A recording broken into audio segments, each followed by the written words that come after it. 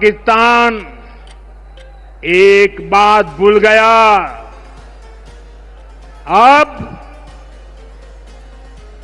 मां भारती का सेवक मोदी यहां सीना तान कर खड़ा है।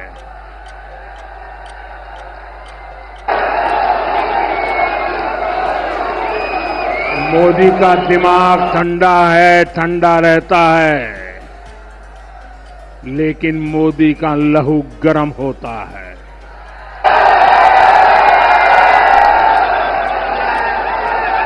और अब तो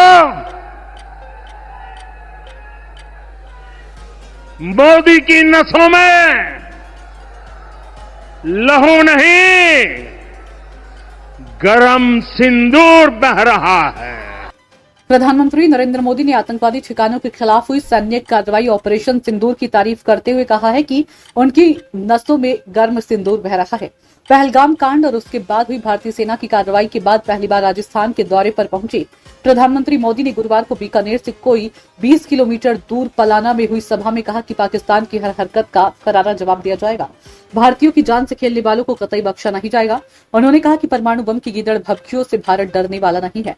हिंदुस्तान का लहू बहाने वालों को कतरे कतरे का हिसाब चुकाना पड़ेगा।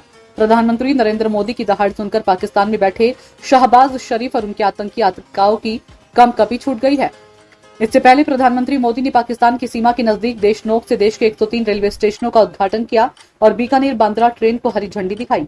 इसके साथ ही उन्होंने 26,000 करोड़ रुपए के अन्य विकास कार्यों का शिलान्यास और उद्घाटन भी किया। प्रधानमंत्री मोदी गुरुवार को कंडी माता के मंदिर भी गए और पूजा अर्चना की और उसके बाद वे पलाना गांव में जनसभा करने पहुंचे। पलाना में करीब 40 मिनट के अपने भाषण में प्रधानमंत्री ने सैन्य कार्रवाई की जमकर तारीफ की। उन्होंने कहा कि परमाणु बम की गीदड़ भभकियों से भारत डरने वाला नहीं है। उन्होंने कहा पाकिस्तान के साथ न ट्रेड होगा न चौक, बात होगी तो सिर्फ पाकिस्तान अधिकृत कश्मीर की। उन्होंने कहा कि 22 अप्रैल को आतंकवादियों ने धर्म पूछकर हमारी बहनों की मांग का सिंदूर उजाड़ दिया था।